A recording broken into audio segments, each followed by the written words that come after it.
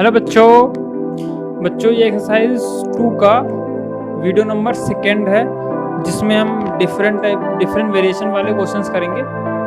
देखिए मैंने यहाँ पर एक क्वेश्चन लिया है, ध्यान से देखिए इसको। हमारे पास क्वेश्चन है 4x + 5y = 20 दिया है और यहाँ पर 6x माइनस का 5y = 10 दिया हुआ है। ध्यान से देख लीजिए इसे। तो पहले वीडियो आपने देख लिया होगा, उसके बाद आप यहाँ पर दूसरे वीडियो में आए हो। तो देखिए मैंने पहले वीडियो में क्या किया था, एक इक्वेशन में दूसरे इक्वेशन को घटा दिया था सिंपली। तो देखिए पर जरूरी नहीं होता कि हमेशा आपको घटाना ही है। जरूरी ये होता है, पहले आप बात को समझिएगा, जरूरी ये होता है कि कोई ना कोई एक एक्स और वाई कटना चाहिए, घटाना और जोड़ना जरूरी नहीं है। तो देखिए अगर मैं समीकरण 1 बोलता हूं इसको मैं, और समीकरण इसको बोलता हूं 2, तो मैं क्या करूं कि अगर मैं इसको घटा दूं सपोज, देखिए तो घट के क्या हो जाएगा, ये माइनस का 2x और ये माइनस माइनस प्लस हो जाएगा घट के। तो घट के कुछ कट नहीं रहा है, ठीक है। तो मैं क्या करता हूं कि इस बार अगर मैं इसको सिंपली जोड़ दूं, कुछ ना करूं जोड़ दूं, तो माइनस का 5x और प्लस का 5x, तो कट के क्या हो जाएगा 0, तो y कैंसिल हो जाएगा हमारा और हमारा काम बन जाएगा, आसान हो जाएगा। तो देखिए अपन जरूरी नहीं है कि घटाना ही जरूरी है, आप समझिएगा इसको अच्छे से कि जरूरी नहीं है घटाना, हमें कुछ जोड़ना या घटाना कुछ ऐसा करना होता है जिससे हमारा कोई एक ना एक वेरिएबल कैंसिल हो जाए, कट जाए। तो देखिए 4x प्लस का, अगर मैं सपोज कुछ ना करूं जोड़ देता हूं, देखिए अगर मैं जोड़ दूंगा तो ये प्लस और माइनस क्या हो जाएगा, कैंसिल हो जाएगा सिंपली। देखिए कैसे जोड़ते हैं इसको दिखा रहा हूं मैं आपको करके।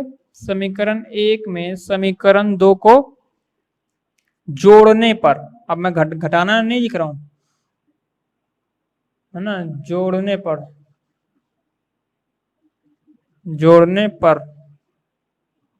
तो देखिए अगर मैं इसको जोड़ने पर जोड़ता हूं तो क्या हो जाएगा ये, तो 4x प्लस का 5y = 20 एंड 6x माइनस का 5y = 10। अगर मैं इसको जोड़ देता हूं सिंपली, तो देखिए यहाँ पर कोई साइन नहीं है, प्लस प्लस प्लस हो गया, यहाँ पर माइनस लगा हुआ है, तो प्लस माइनस हम लोग जोड़ जरूर रहे थे लेकिन यहाँ पर माइनस लगा हुआ है, तो प्लस माइनस तो माइनस होता है ना बच्चों, प्लस माइनस माइनस होता है। देखिए अगर मैं सिंपल इसको जोड़ता हूं तो यहाँ पर ये माइनस है और जोड़ रहा हूं तो प्लस लिखना चाहिए था मुझे, बट यहाँ पर माइनस है तो माइनस प्लस तो माइनस ही होता है, तो माइनस हो गया यहाँ पे, और यहाँ पर प्लस नहीं है तो प्लस, क्योंकि प्लस प्लस प्लस होता है। अब इसको घटा दीजिए, जोड़, है ना। देखिए ये कितना हो जाएगा 10x 6 4, और जब 5x, देखिए ये वाला साइन देखोगे आप, ये वाला है ना, तो माइनस का और ये प्लस का तो दोनों कैंसिल हो गए, 0 बचेगा। अच्छा और यहाँ पर आप देखो प्लस, तो 30 हो गए, 20 और 10 30। तो देखिए यहाँ पे निकल के आ गया, मैं साइड में करके दिखा देता हूँ आपको, 10x = 30, तो x बराबर 30/10, तो x बराबर आ गया 3। तो यहाँ पे हमारे पास x निकल के आ गया 30, आप देख रहे होगे यहाँ से। अच्छा देखिए अब हम लोग क्या करते हैं कि इस x का मान समीकरण 1 या 2 में किसी में भी रख सकते हो आप, किसी में भी रख दीजिए, आपका y निकल आएगा। जैसे कि मैं x का मान समीकरण 2 में रख देता हूं, समीकरण 2 में, आप 1 में भी रख सकते हो, पहले वाले क्वेश्चंस में वीडियो नंबर 1 में मैंने 1 में रखा है, आप 2 में भी रख सकते हो, वो क्यों मैं आपको बताऊंगा अभी। समीकरण x का मान समीकरण 2 में रखने पर, 2 में रखने पर, तो समीकरण 2 है, x की वैल्यू है 3, तो 3 × 6 माइनस का 5y = 10, तो माइनस का 5y = 10 और ये हो गया 18, तो माइनस का 5y = 10 माइनस ऑफ 18, 10 माइनस 18। चलिए सॉल्व कर लेते हैं इसे यहाँ पे। तो यहाँ पे आपको दिख रहा होगा ये 10 है और आप इसको घटा रहे हो तो ये माइनस का था और यहाँ प्लस का था, तो यहाँ पर ये प्लस का उधर गया तो माइनस का, तो ये माइनस का 8 आएगा और ये y बराबर माइनस का 5। आपको अगर दिख ना रहा हो तो मैं यहाँ पे सॉल्व कर लेता हूँ बगल में, है ना, यहाँ पे सॉल्व कर लेता हूँ, जगह है काफी यहाँ पे। तो देखिए माइनस का 5y = माइनस का 8, तो माइनस और माइनस तो क्या हो जाएगा, माइनस माइनस कैंसिल हो जाएगा। अच्छा तो देखिए वाई 8 बराबर, वाई बराबर क्या हो जाएगा 8/5, तो ये हमारा 8 वाई हो गया और ये एक्स हो गया। तो देखिए इस तरीके से हम, जरूरी नहीं होता कि हर क्वेश्चन में आपको घटाना ही पड़े, इसको हमने जोड़ा उसके बाद हमारा आंसर आ गया। तो इस तरीके से भी आप क्वेश्चंस को सॉल्व कर सकते हो काफी अच्छी तरीके से। मैं एक नया वेरिएशन लेने जा रहा हूँ इस क्वेश्चन पे, जिसमें नया टाइप के क्वेश्चन होते हैं, और मैं नेक्स्ट वीडियो में आपको बताऊंगा इसमें जो न्यूमेरिकल क्वेश्चन है, इबारती प्रश्न जिसको आप लोग बोलते हो, वो मैं सॉल्व करके दिखाऊंगा। 2-4 क्वेश्चन आपके बुक से लूंगा और मैं आपको क्वेश्चन रीड करूंगा, आपको बुक में देखना होगा, उसके बाद मैं इसको सोल्यूशन आपके यहाँ पे सॉल्व करूंगा उसे। ओके बच्चों, मैंने यहाँ पे एक नया क्वेश्चन लिया हुआ है, तो इसे अब हम सॉल्व करते हैं। देखिए है ना, इसे हम सॉल्व करने जा रहे हैं। तो इस क्वेश्चन में देखिए एक नया चीज क्या है, एक नया वैरायटी का क्वेश्चन लिया मैंने, जिसमें आपको डायरेक्ट घटाने जोड़ने पे आंसर नहीं मिलेगा। देखिए अगर आप इसको, आपके पास क्वेश्चन आपके हाथ में, आपके सामने आपका क्वेश्चन है, अगर आप इसे डायरेक्ट घटाते हो या जोड़ते हो, देखिए अगर मैं इसको घटा दूं, सपोज डायरेक्ट ऐसे घटा देता हूँ। देखिए अगर मैंने क्वेश्चन ले लिया इक्वेशन की, ये 5y = 7 और ये 2x प्लस का 4y = 6, अगर आप इसको डायरेक्ट घटाने वाले हो तो यार आपको आंसर नहीं मिलेगा। देखिए इसमें क्या कैसे होगा, ये घटाते हो तो क्या हो जाएगा इसमें, तो ये तो 1 हो जाएगा, और ये y, ये क्या हो जाएगा y हो जाएगा, और ये x हो जाएगा।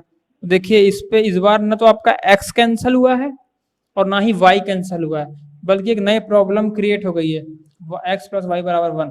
ये तो एक नई इक्वेशन आ गई यार, जो हमें चाहिए नहीं थी।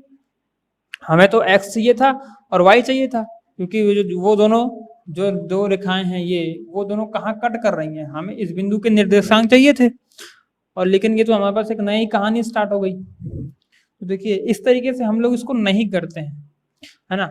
अगले क्वेश्चन जो थे उनमें ऐसा हो रहा था कि कोई ना कोई x कट रहा था या y कट रहा था, पर इसमें ऐसा कुछ नहीं है।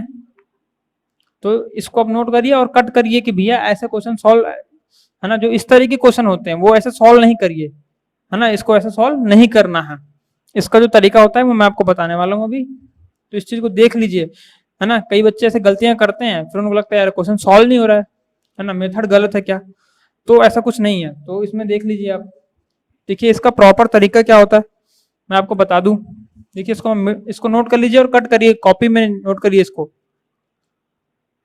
देखिए अब मैं आपको बताने वाला हूं कि इन क्वेश्चंस को सॉल्व कैसे करते हैं। तो पहला फंडा तो आपको पता ही होगा कि पहला फर्स्ट स्टेप क्या होता है, कि इसको समीकरण 1 और समीकरण 2 डिफाइन करना। तो ये काम हमने तो पहले कर दिया। अच्छा अब देखिएगा इसे,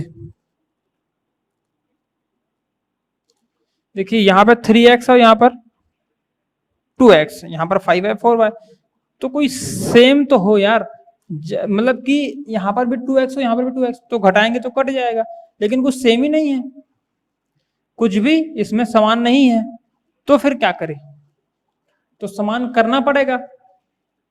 समान करेंगे तभी तो क्वेश्चन सॉल्व होगा। देखिए तो यहाँ पर देखिए 3x प्लस, है ना, 3x प्लस 5y = 7। अगर देखिए अगर मैं यहाँ पे अगर इसका 2 का गुणा कर दूं यहाँ पे और इसमें 2 का गुणा कर दूं, आप समझ रहे हो, बीच में प्लस लगा हुआ है, बीच में जो है बराबर लगा हुआ है, बीच में बराबर लगा हुआ है, तो समझ रहे हो कि यहाँ पे गुणा में है, तो ये 2 किसके इसमें चला जाएगा, बटे में। तो ये 2 अगर आप पक्षांतर करोगे तो ये 2 से 2 कट गया, और ये क्या बचेगा, फाइनली 1 बचेगा। इसका मतलब अब अगर आप दोनों पदों में, दोनों पक्षों में किसी समान संख्या का गुणा करते हो या भाग करते हो, इसका मतलब ये है कि आप उसमें 1 का गुणा या भाग कर रहे हो, और ये 1 से कोई परिवर्तन नहीं होता इक्वेशन में। ये सबसे मेन बात है जो लोगों को, बच्चों को समझ में नहीं आती, है ना। ये चीज समझनी है आपको पहले। मैं आशा करता हूं कि ये चीज मैं आपको समझा पा रहा हूं। तो देखिए अब मैं आपको इस इक्वेशन को सॉल्व करना बताता हूं कि इनमें सॉल्व कैसे करना है इसे। देखिए अगर मैं अगर मैं इक्वेशन नंबर वन में देखिए, अगर मैं यहाँ पे 2 का गुणा कर दूं और इसमें 3 का कर दूं तो 2 3 6 और 3 दूनी 6, तो 6x आ जाएगा और ये 5y + 7 और ये 6x 4y, इसका भी गुणा हो जाएगा तो 4 3 12 और यहाँ पर गुणा हो जाएगा तो 18। तो एक नई इक्वेशन बन जाएगी, लेकिन उसमें क्या क्या हो जाएगा, उसमें 6x ऊपर में, इस वाली में भी 6x और इस वाली इक्वेशन में भी 6x हो जाएगा, जिसको आप घटा दोगे तो कैंसिल हो जाएगा सिंपली। देखिए कैसे होगा। देखिए समीकरण 1 में यहाँ पर हम लिखते हैं हर चीज को जो कर रहे होते हैं। समीकरण 1 में 2 का तथा समीकरण 2 में 3 का गुणा करने पर